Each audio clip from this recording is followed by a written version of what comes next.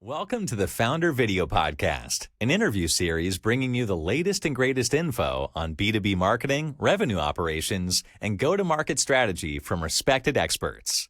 Here is your host, Will Martin. All right, so we are live for the 6th episode at this point of the FounderVideo podcast, but today we have Bethany, founder and CEO at Sendspark, and we're here to talk about personalization on video at scale, among other things. So yeah, pleasure to have you, Bethany.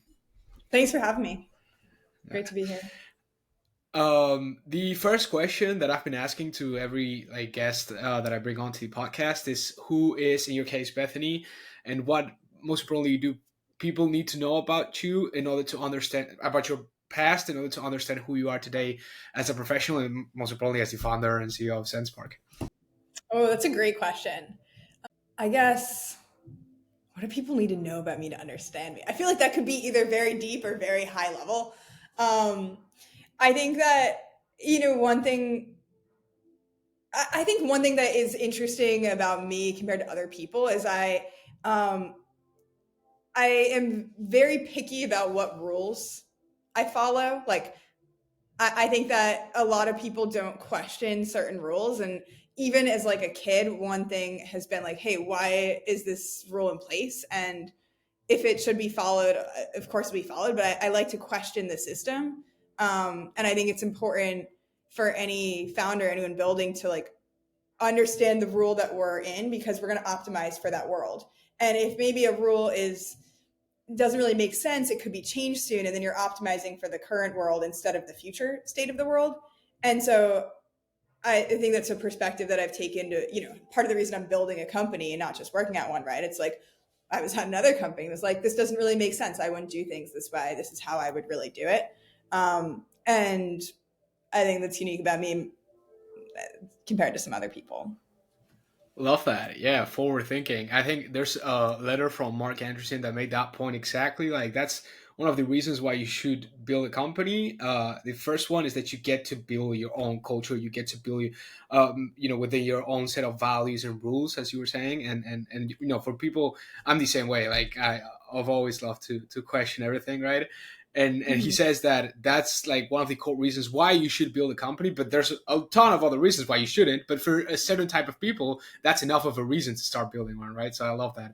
On that note, how did Sendspark came to be? What's the kind of origin story? Yeah, so both my co-founders Brandon Escalante, we've been working together. Sendspark is the first company we've started together, but before this, we worked at two other companies. And at the last startup we were at, I was running growth, he was running product and design, and we were just trying to connect with potential customers. It's a startup, so everyone's kind of doing growth, right? And we're reaching out, we're sending a lot of emails, and found that when we were able to send a video to someone, the responses were really good. And it was also, it felt different. It wasn't just good. It was instead of people being why should you even exist when there's these other companies in the space, people would be really excited and get and almost feel like they're part of the startup. It just was way better. But the process of creating and sending a video using tools like Loom and Vidyard was just so manual that I, as a system questioner, I'm why are there so many email automation platforms? There's 100 different ways to automate an email and use different merge tags. But when it comes to video, it's expected to be one-on-one. And of course you want video to be personal, but that doesn't mean that you should just spend your time repeating and doing the same thing again and again. So, we're thinking, how do we keep this personalization at scale? How do we take what works and build more of a process and system for it? So, that kind of led us to create Sendspark and build it with the intention of, we know that you want to send this to a large group of people. How do we help you personalize what needs to be personalized, and then automate everything else so it's really effective as a customer acquisition strategy? And that's why Sendspark integrates with a bunch of those email automation tools and many others, right? We'll talk about that later. But exactly. For those who don't know, yeah, go ahead. No, for those who don't know, I was saying that, we've been talking about Sendspark, personalization, video at scale. Most people already know what Sendspark is, but for those who don't know, what is Sendspark? And most importantly, how is it different from other video selling tools in the market? Because there's pretty much, I mean, I don't know how many, but a ton. And if you want to talk a little bit more about the current state of the category and what is kind of like the proposition from Sendspark on that end. Yeah. So Sendspark is similar to other video platforms like Vidyard, Loom, in that we make it really easy to record a video of yourself or your screen or both and send that to customers, either prospecting, following up, objection handling, going over pricing, proposals, anything. It's really easy to record and send a video. What makes Sendspark different is that we've built a lot of ways to do personalized videos at scale. So this can be as simple as just recording a custom intro on an existing video. So you can say like, hey, Will, we are just chatting. You asked about X. Here's a video to walk you through it, and kind of do a little bit of personalization, a little bit of repetitive content. And then we've also built more of like a full service AI feature. So you could just take one video and you actually record the video using the placeholder word watermelon. So instead of saying, hi, Will, you say, hi, watermelon, and record the rest of your video as normal. And then you can replace that first name, like the watermelon variable, with all of your viewers' first names. So you can use video for like cold prospecting to large lists, welcoming new signups, sending automated video emails based on actions people are taking. And really like there's no barriers. You could just personalize at scale and completely automate video into your email automation process. And it works with all the major email platforms because we don't really do the sending. We're the video people, and we're going to work in the email platform that you use, like HubSpot, Apollo, etc. Love that. That is a really key feature, because if you wouldn't integrate with all of those platforms, then most people would say, okay, now I have the videos, but what do I do with them, right? Like, so it's so easy. It's literally a click. How does that work? Can you tell us a little bit more about that? Like the integration with HubSpot, sales sequences, all that? Yeah, for the most part, it's just like a copy paste button. So you create your videos in Sendspark, and then we just give you one little code snippet. It'll be like Apollo, and you just click on that and you paste it. It's not a code snippet; it's like a video, a dynamic video snippet. You click it and you just paste it into your email. So then everyone who gets that email will get the version personalized for them. That's the basic integration. With HubSpot, we also have like other integration features to like automatically generate videos based on things. But for the most part, it's as simple as like copying and pasting a video. And you only do it once. You're not like copying and pasting hundreds of videos. You just copy the template and then you can send it out as well. Look, I come from doing 500 looms last year for personalization, so this is definitely a like big game changer. I can tell, like I've been through it, so yeah, definitely great stuff on there. When building this tool, and most importantly, because Sendspark is meant for B2B, like for companies and whatnot. What are the biggest hurdles that you've faced when trying, not convince, but when selling the idea of video selling to B2B companies? Yeah, I think that there can be a big, like people are often scared to be on camera or just uncomfortable, and maybe scared is too strong a word. But the biggest pushback that we get is like, will people actually use it? Like, do people want to be on camera? And so we've done a lot to overcome that. Like we added some AI filters to like touch up your appearance, an AI script writer to help you know what to say and just like help people build up that confidence. But I think, when doing a B2B sale, you have to keep in mind that your buyer and your user are often different people, but they have they're not like totally segmented. They have a relationship with each other. And so I was just talking to my team, there's a little bit of a chicken and egg problem, because sometimes we'll talk to decision makers who are like, I don't know if I want to ask my team to use video.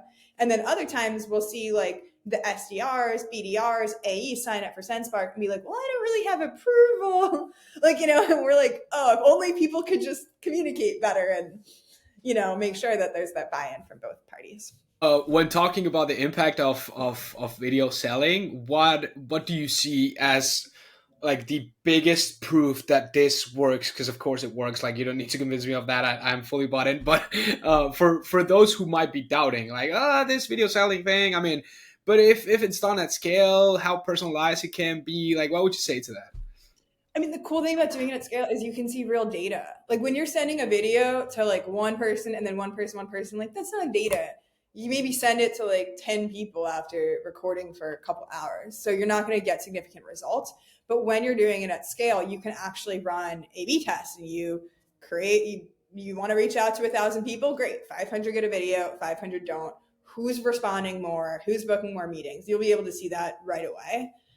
So I'd recommend people just say, like, look at the data. And I'd recommend running a few campaigns. Like, it's not that simple. You want to maybe test some different messaging in your email, different scripts, different lengths of the videos, things like that. But I would say, like, dedicate a period of time that you're willing to really test it. And you should see good results right away.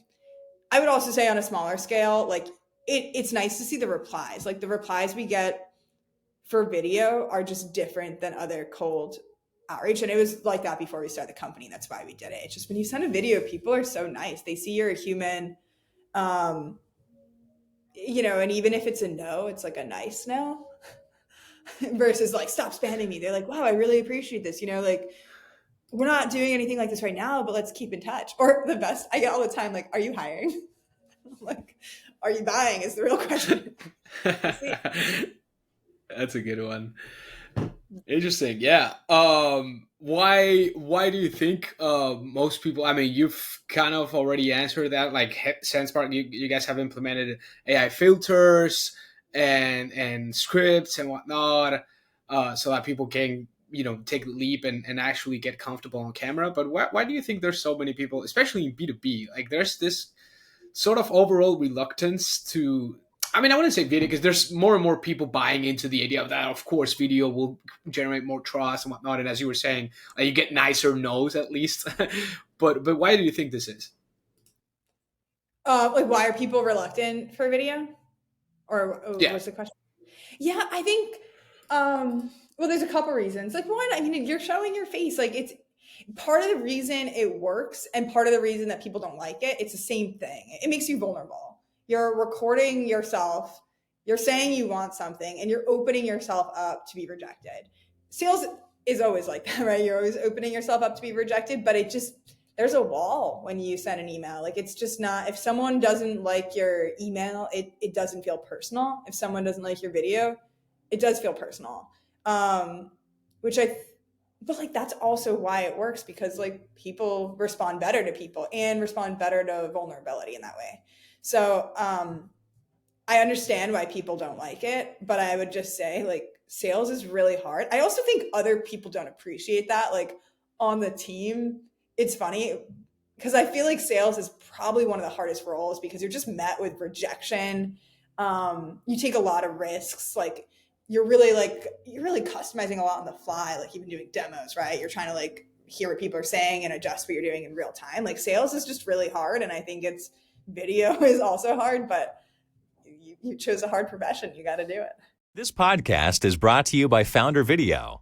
We'll cut your LinkedIn ads costs by at least 50% with natural-looking creatives that prospects actually want to consume. Just have an expert in your C-suite show up to a 90-minute interview once a month and let us take care of the rest. Turn LinkedIn ads from an accepted line item expense into a scalable revenue channel that fits into your go-to-market strategy. Book a free consultation at FounderVideo.io. I love that you touched on vulnerability right there, because that's the reason why it works, and that's the reason why people don't like it either. And look, you just made such a great point, because when you show yourself vulnerable, then you let the other person or the other party to be kind of, like you said, the context for them to be more honest. And sure, sales is about getting rejected every day, and that's why I think salespeople should be way more willing to get on video, right? Like, it's just it makes way more sense, because if you've already accustomed to dealing with rejection, like, why not like just go for it, right? Full send. And I mean, I'm sure as a founder though, I think, like you said, sales is super hard because you deal with the rejection a lot. As a founder, you deal with rejection way more too, right? Like, you know what I mean? Sales rejection and the investor rejection, and you get extra rejection. It's bonus. Yeah.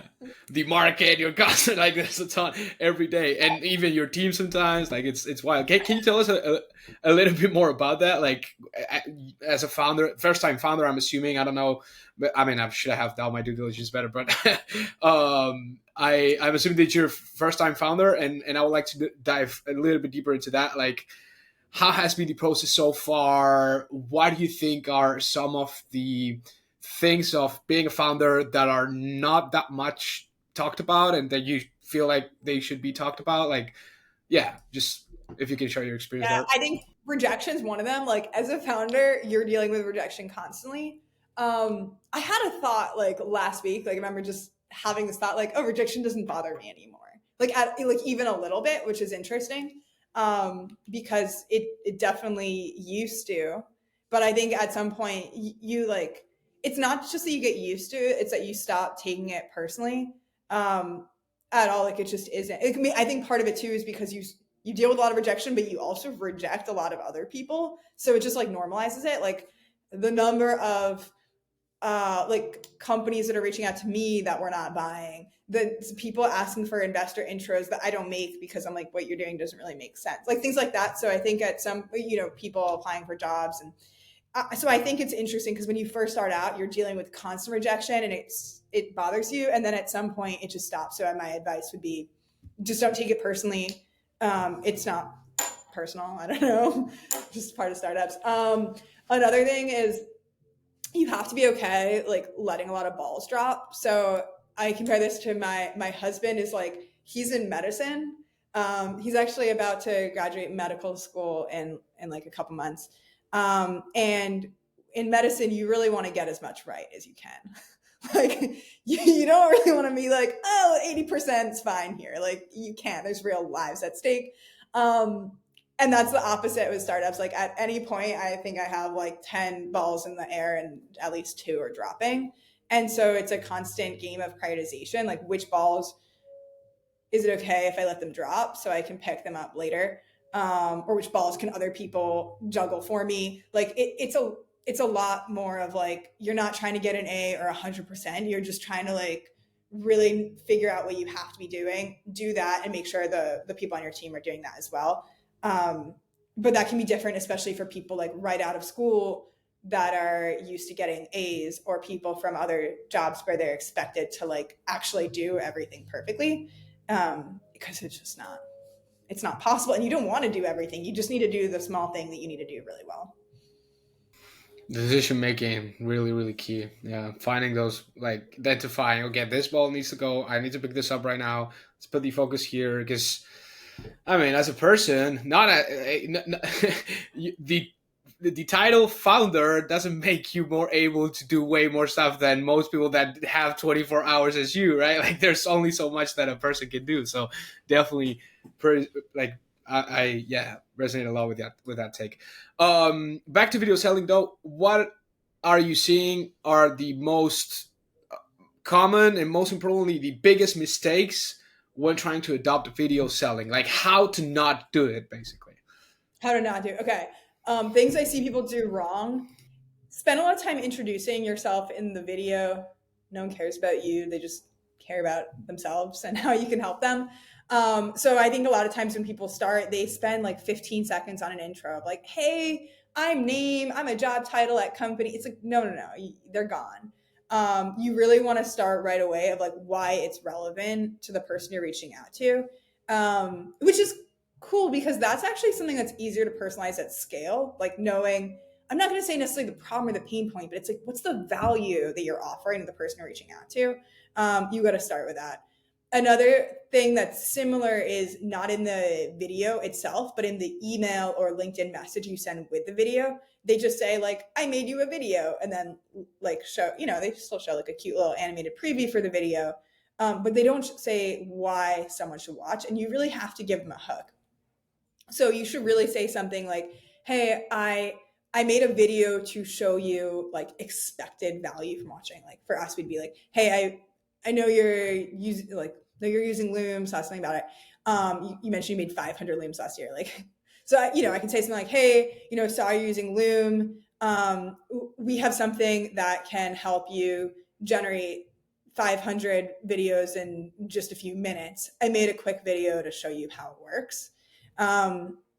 and then link to the video. So like maybe you're not interested, but you might be, and at least you know what you're getting out of it. And if you are interested, then the video itself is super valuable. Now you know immediately like what we do, how we're different than the solution you're using now.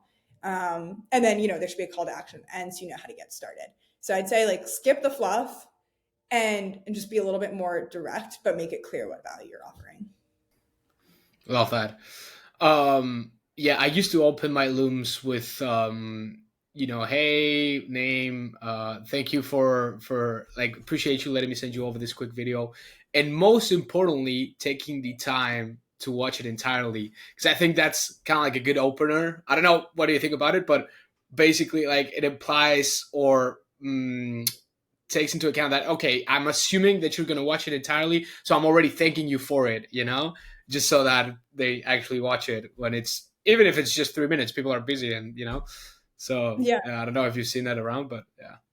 Well, it's also funny because I would say you asked what we've seen people do wrong, but really the best people to know that would be the one who sent the campaign. So it's like, well, if you're saying that and you're seeing people are watching the end, like it's brilliant. If you're seeing that and noticing people are dropping off because you have a longer intro, you should change it. So I'd say no one knows except the person who sends it out. And the one thing that we do really well is we give you that insight so you can see exactly where people are dropping off.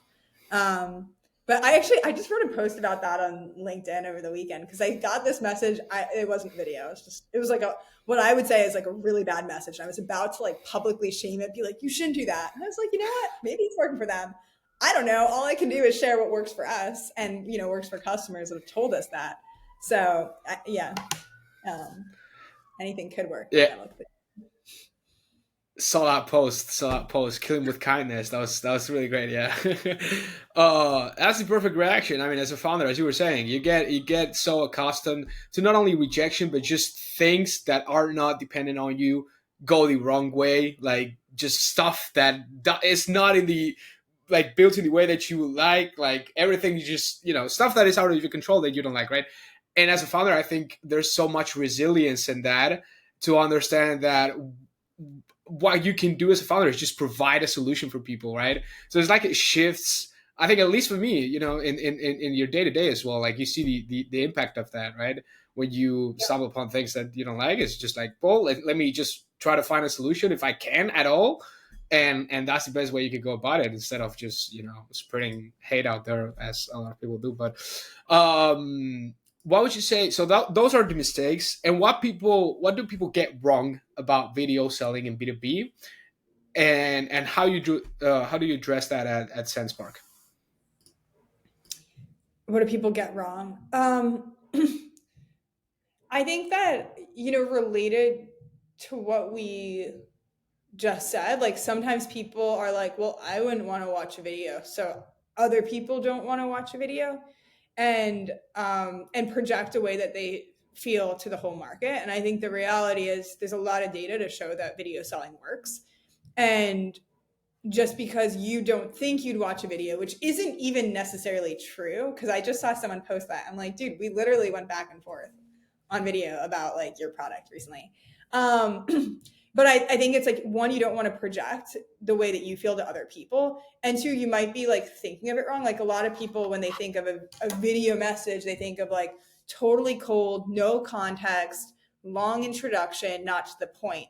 But I think if you're doing things right, what you're doing is you're getting a targeted lead list based on something that makes sense. Maybe you have some insight that they're looking into your product or market. You saw a certain activity on LinkedIn. You got a scoop from someone that works at the company. Like you do know it's a relevant, qualified buyer, or at least maybe not like qualified, but like they might be interested. And then you're able to send a video that's like, hey, I believe you're trying to do X, or you might have this problem and we can solve it in, you know, Y way. Here's a quick video to show you how to do it. Because then when people get that, they don't even think of it as like video selling. They just think of it as a helpful message, and then they disqualify it from their mind. Like, oh, I don't like video selling. It's like, well, yeah, what about in that case where it was really helpful to you? You really liked it. You just didn't think of it as selling. And that's actually the power of it. It feels more like customer success or like something else. So you're just trying to help people do what they're trying to do better. So I think if you think you don't like video selling, which maybe you wouldn't have made it this far in this podcast, if that was the case, like really think about it. And are there times that you would find it extremely helpful? And then that's what you want to do for your own outreach. For sure, love that, and that's a good like call out, so to speak. Like it's not video selling anymore. If you do it right enough, it's likely like closer to customer success because you're just helping someone to succeed in solving the problem that you solve. Like that's it. Like and they can get that advice and move on and not buy your product, but at least you created a net positive impact right there, right? You mentioned data before when you were saying that video works and there's a lot of data that backs it up. What is the kind of data that you guys have at Sendspark or that you have retrieved in order to kind of like illustrate the impact of video selling in B2B? Yeah, I mean, we pretty typically see 2 to 3 times the increase in replies when you send out a video. And then it's going to depend a little bit on your list, but we've seen that kind of hold up. So for people who are doing like super untargeted outbound, they might go from like 1% replies to like 3% or 2 to 6. We were doing some more targeted outreach just last week, and I was looking at the data, and it went from a 30% reply rate because it was pretty targeted to 60% with video. So it's like it started high, but ended even higher. I would also say like you of course want to run your own data. It's really easy to do these tests, and you'll see different engagement rates depending on where you are in the funnel. So cold, you're obviously not going to see as much versus if you can get more qualified, or warm, or even like we're seeing people do it for expansion.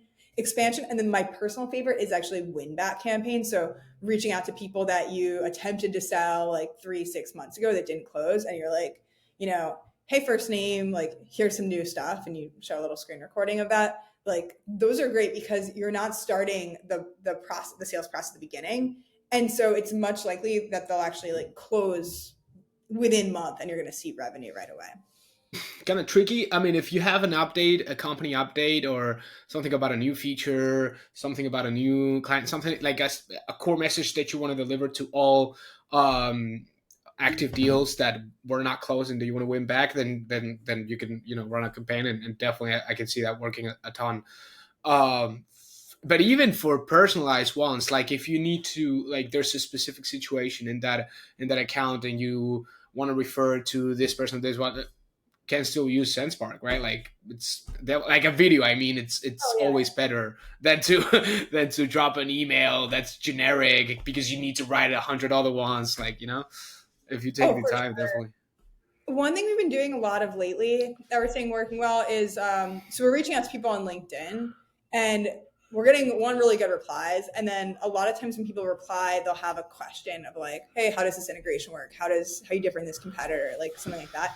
And we'll try to respond with like a really short video to answer the question. I feel like that's like and that's personal, right? Like that's not automated. I'm sure if we thought about common questions, we could start automating raising stuff, but for the most part, I'm just recording it. Personally using Sendspark. And that's like a cool opportunity to show people that you're going to go above and beyond for them. It takes like literally a minute, and it's just like a great way to accelerate the sales process and build good rapport and put a face, like all that stuff people say about video. It's just like it works so well when people have a real question and you just give them an answer through video. 100%. Video is just, it makes you way more real. And then when you're, in this day and age, I think video has, this is kind of a meta discussion at this point, but when talking about why video is so powerful these days and why it's kind of like all the rage, right? I think since COVID, we've realized that, if we're put apart, right, if we don't have in-person contact, which happens more and more at startups, right, remote teams, overseas employees, whatever, like there's more and more globalization in that end.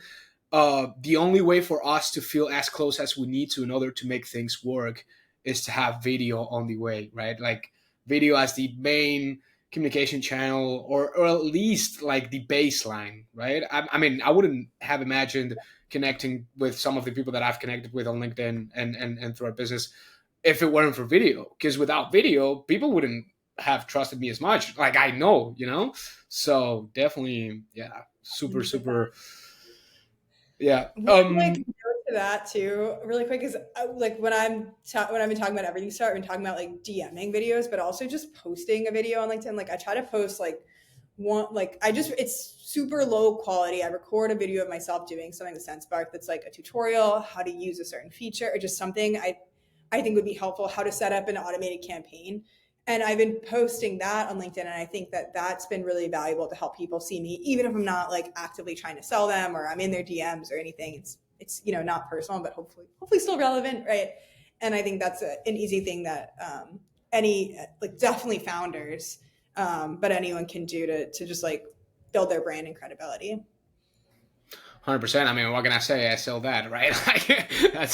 I super agree. And look, if I'm honest, not the main, was meaning like I had your name top of mind already, but the fact that you upload a video on LinkedIn showing this new feature with the HubSpot sales sequence on a video, that prompted me. I was like, whoa, this is really cool. Like, let's record a podcast and let's talk about this more in depth, because I want to explore it and I want to know. Yeah, Dude, it's so, just so you know, it's working. Yeah. But you mentioned before accelerating deals, winning back open deals from your CRM and whatnot. That's kind of like the lowest hanging fruit. Do you have any stats on how video personalization with Sendspark, like with current customers and whatnot, how does it accelerate sales velocity? What is the impact data wise? Yeah, the easiest thing to measure is definitely like the increase in engagement. Sales velocity, I've heard of a lot of like positive things from customers, but I don't have great data. One quote that comes to mind, someone we were talking about before, Melissa Gaglione is an account executive at Deal. And she was just telling me like she's a big user of video for like the async sales, like answering questions on LinkedIn and email as part of the sales process. And what she said was super visual. She was like, yeah, well, my competitors are like, let's schedule a meeting, and waiting a week and postponing helping the prospect for another week. I'm in the DMs just selling right now. And I think that's one thing to think about, like, because you might think, oh, more could happen on a meeting, but time kills deals like anything else. So if you're able to help people in real time and just like communicate better, like that's a huge win, especially when your competitors are not doing it. It's a trade-off. It's like, sure, in a meeting, something else could happen, but the friction added of the time lapse that needs to happen before you have the meeting until you have the meeting versus I'm sending a video right now helping the customers, like nowhere near, like, and it piles up, right? So yeah, like, and you gotta just sell the way people want to buy. So maybe like you're super confident of your ability in meetings, but like if that's not what people want, I think it's not going to work forever. Nobody wants to, block out 30 minutes to an hour from their calendar if they can get that question answered in a 2-minute video that they can share with their team too. That's the most important thing. Because then the meeting, go ahead. No, I didn't mean to cut you off. Go. No, but my point is that like you need to, if you want to schedule a meeting, you'll need to coordinate calendars too. So there's even more added friction. Whereas if you send the video, it's shareable. It can be within the company. Everyone can watch it if they want to, right? So. Exactly. No, 100%. And also like there might be a reason that they're asking the question right now. Like maybe they're actively making a list of reports or like grading criteria or talking, they have a meeting that day with their boss or something else. So if you give them the information in real time, it's going to help their buying process. And that's worth keeping in mind. For sure. That's all of the conclusions that you can come up with when you start, thinking and putting yourself in your buyer's shoes. Like if you were them, think about it. As you said, like they might have a meeting with their boss in 2 days and you're trying to schedule a meeting for next week instead of answering the question right now. Like it's just, yeah. Okay. So talking, like getting a little bit more tactical, right? Let's say a sales team is listening to this, or a sales rep, SDR, AE, BDR, whatever. And they're saying, okay, this is great, Bethany. I love it. I understand it. Now, what are the baby steps that I should start taking in order to start implementing this in my organization and putting it in a workflow that actually makes it so that it gets used on a recurring basis? Yeah.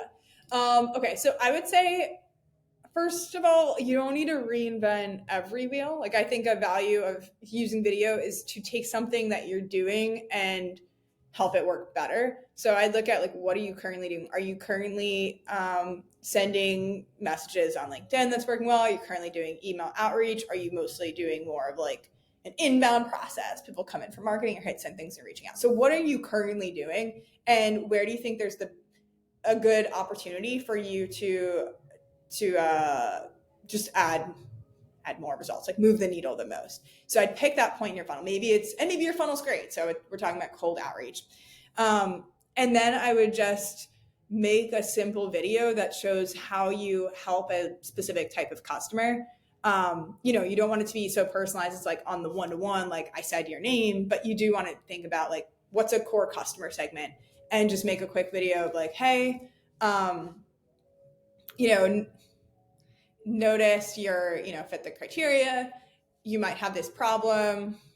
Here's how we're helping other people solve it. Here's next steps in the process. So you can record that video in Sendspark. We use the watermelon placeholder first name. So you just be like, hey, watermelon, say the rest of your video, and then import your list of contacts. You can generate the videos for them. When that's done, you just click share and you choose your email platform and send it out. So it's pretty easy. Like if you know who your ideal customer persona is and can make that script, the whole process should really take you like, say 10 minutes. And then you gotta wait for the videos to process, but you can get everything set up and then come back and send it later and start seeing some good replies. How long does it take to process, just so we know? It's like 30 seconds to a minute per contact. So if you're reaching out to like 50, it's like half an hour to an hour. But if you're doing like 1,000, you might want to set it up today, send it tomorrow. But it'll start processing one by one. So you can start sending as soon as they process if you want. Interesting. So there's that feature. You could click, like you could just set it so that it starts sending as it gets processed, like a waterfall. Yeah, is like we don't actually do the sending. You're always going to be sending it in like Apollo, Outreach, Instantly, like another email platform. But you could set it up to just automatically send. So as soon as videos generated for contact, send email, and then that way it'll happen more real time. And you can. That's also helpful to do for things that are like less list based, more automated. So if you wanted to automatically welcome new signups, like you just want to do that as soon as they sign up. You want to like create the video and send it, versus like uploading list every day of your signups from yesterday. So like, you can set things up to be more automated. You could either use our API to do that, or we integrate with Zapier, and then we just added a HubSpot workflows integration. So for HubSpot users, it's super, super simple. We just just built that and turned on a ton for ourselves too. It's been great. Good stuff.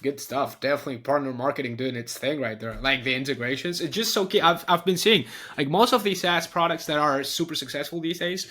It's not all about like you need to have your own product and it needs to be useful and it needs to be better and all that. But the more integrations you have, the more you fit into current companies' ecosystem or like their tech stack and whatnot. It's just such a game changer. In my opinion, because I've been catching myself like moving around from one tool to another just because of the integrations. So yeah, definitely. Yeah, and that's our goal. Like it's funny because a lot of times like investors and people say, oh, you should build emailing, it's friction to integrate with other platforms. Like there's a lot of reasons to not do it. But like I didn't want to build another email platform. Like I want to build the best video platform. And if that wheel for like there's already people who live and breathe email, and they just like do a great job of it. Like we don't need to do that. We just need to do that for video. And that's where there's a big gap. Like it might seem like there's a lot of video platforms, but in reality, like no one is doing these like data enriched videos where you're able to take like key information from your CRM, personalize videos at scale and send them off the way we are. So I'd rather just like keep us 100% focused on that and then partner with the best people. Like we're adding the ability to embed your calendars. You can embed your Chili Piper, Calendly, like other calendars. And like, I want to use what already exists. I don't think we need to build it ourselves. Love that. So you guys integrated with Calendly, Chili Piper, whatnot, and different calendars. Does that mean that I could add Sendspark videos personalized at scale to reminder sequence? Well, I could, right? Yeah. So for the embed integration, it's more about embedding the calendars, but you could do that anyway. Yeah, you can already do that. And that's a great, like, I love that workflow because, like, especially for some industries have really bad no-show rates because, like, people don't, like, we work with some clients who, like, sell into restaurants, and people who work at restaurants, like, don't spend all day on their computers. So you have to, like, really remind them to show up for meetings you schedule. And the videos make a big difference. For sure they do. I'm wondering what would be the possibilities. Like, could you personalize the video? This I'm just letting my creativity flow free, but um, could you make a personalized video at scale that embeds free forms, like from the scheduling form, from the when someone books a call, there's a form. So from each field, let's say you pull out some values and then embed it in the video. That would be awesome. Let So me tell you. the longer term answer is certainly yes, like that's what we're working towards. Right now there's limits with like the length of the variables you can add in. So we basically can change out like words or like a couple words. Like you don't have to worry about saying like Marianne or like longer names, but we couldn't do like a full sentence. But I'd like to do that by like, I don't know, later this year. Cause then you can, yeah, the customization's endless.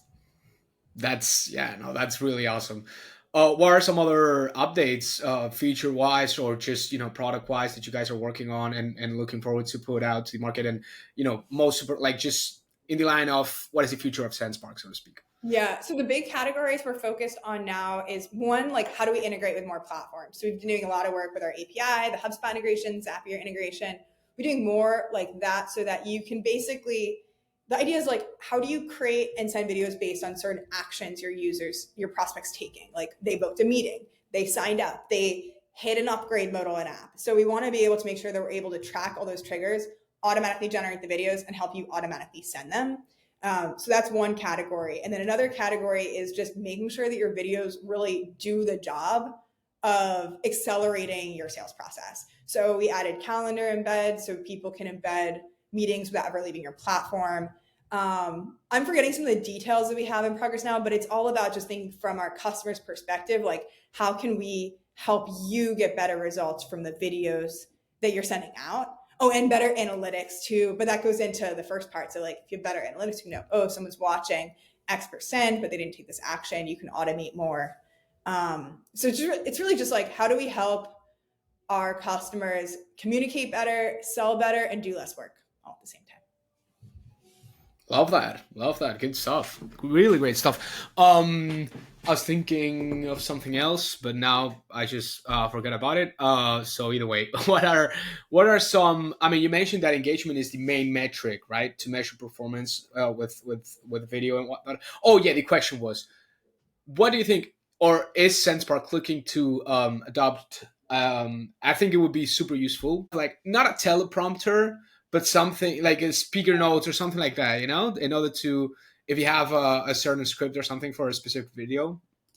Yeah, we're going to add it. We had some internal, well, we basically have gone back and forth about whether or not we're going to do it because we don't want people to be reading from a script. Like, I think that can defeat part of the magic of video.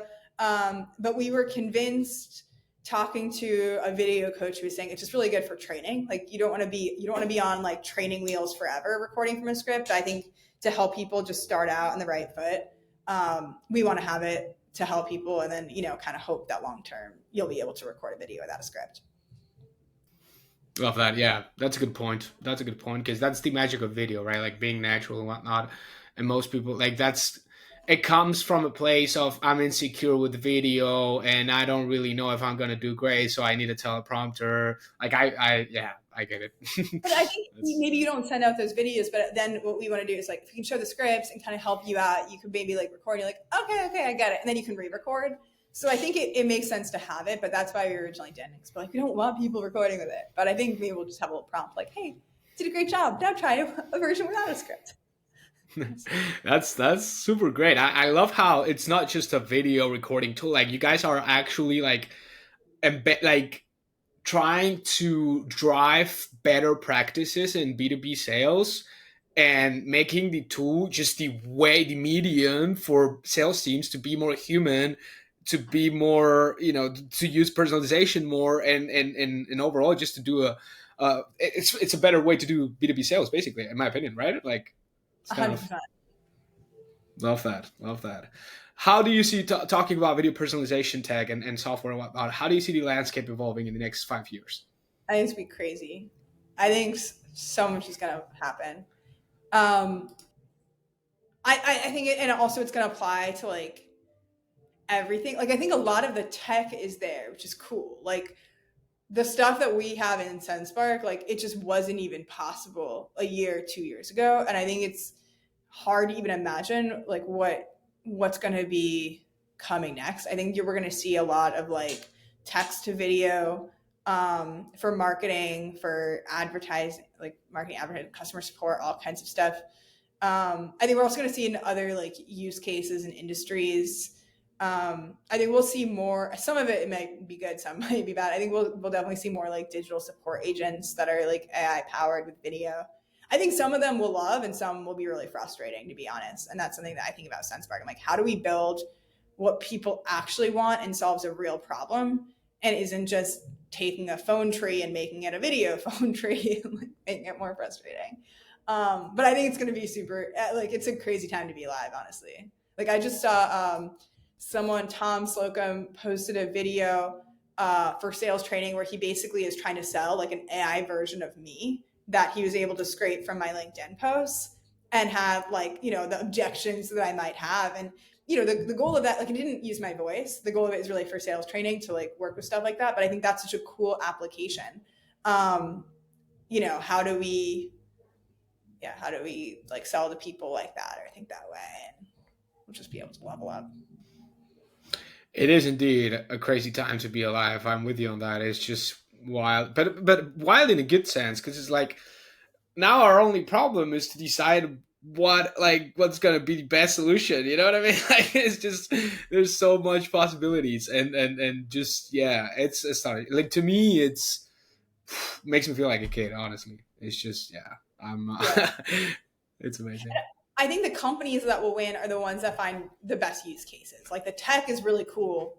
And I feel like you have two levels. Like you have the people building the tech on one side, and then the other is like the people who figure out how to make a really good solution around that. So like where I see Sendspark is our goal is to take what's available with AI, with video, with other tech. It doesn't have to be AI, right? But like, how do we take that and then wrap it up with a nice bow and then give it to founders, sales teams, people who need to grow their companies, and then just like let it be easy for them to do the rest because we've already like created a path for them. And I think those are companies that will start emerging, are ones who like pick, you know, very specific use cases and make and, you know, solve certain problems really effectively. Agreed. You need that strategic thinking. The other day we were talking in the comment section. Someone forgot the name right now, but we were saying, like, I was saying that specialization these days, it's great and all, but like even like the most intangible, the most valuable intangible, sorry, from humans is that strategic thinking, right? Which you don't get out of data or studying, or like it's just that intuition, that ability to connect the dots and whatnot, that leads you to powerful use cases in this case, right? Whether we're talking about the power of tech and AI. But still, even that could be taken, quote unquote, away from us, right? What do you think of that? Just on a meta discussion type of question. Wait, okay. Can you rephrase that? I'm not sure. No, basically, like, what do you think? Like, do you think AI will be able to replace strategic thinking at some point in history? Like, Well, on some level, but I would say no. Like, I don't really think so. And the reason, like, one, it kind of comes down to like, what is strategic thinking? Like, I think obviously AI is very logical, well written, well spoken, right? But I think with AI, and someone else could correct me here, but I from what I've seen, it's really meant to be optimized within a certain system. So like my sister is an AI researcher. She works at Google, and like a lot of what she's doing is around reinforcement learning. And so it's like with AI, it's meant to like, you know, there's something that the model is trying to do, and it's properly like rewarded for doing it. Which means that someone else is setting like, what does good look like? And I think that that's what is like the ultimate of like strategic thinking, is deciding what does good look like, what is the objectives, what are the outcomes we're trying to achieve. And that feels very human to me, and it's hard to imagine that part getting replaced. Like, I think that if the outcomes are clearly laid out, this is what we're trying to accomplish, AI is probably going to be better at getting there than a human would be for a lot of things now, and probably most things in the future, nearly everything maybe in the future. But when it comes to deciding where are we trying to go and what does good look like and what behavior do we want to reinforce, that's where the human strategic thinking is most powerful. Yeah, philosophical level discussions here.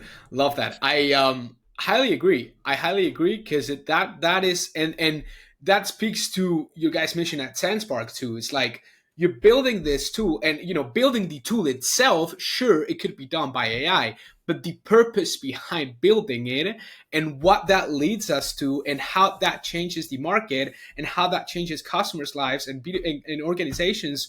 Workflows and way of living and way of understanding, way of communicating, way of working, ton of things that changes.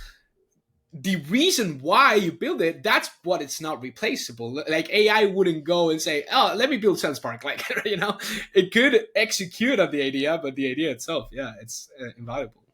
Yeah, I agree. And, you could even ask like, hey, what are 10 great business ideas? And it might like figure something out as like a gap in the market and like figure out a way to address it. And like, I'm sure a lot could happen, but it's all going to be optimizing what already exists. But I think if you want someone to think of, hey, I see a future where, we're able to do this a certain way. And then like push a lot of what we're doing in Sendspark too is we're not just helping people use video. Like you said earlier, we're helping people sell better. And part of that isn't even video related. We're like, well, how do you qualify your leads? Like, are you just getting a list of people that match your ICP, or is there any like action-based triggers you can do? This is going to help you sell better. So like to take that like human side of it and like make a stand for, this is what we want the world. I might stand corrected in 10 years. We'll see.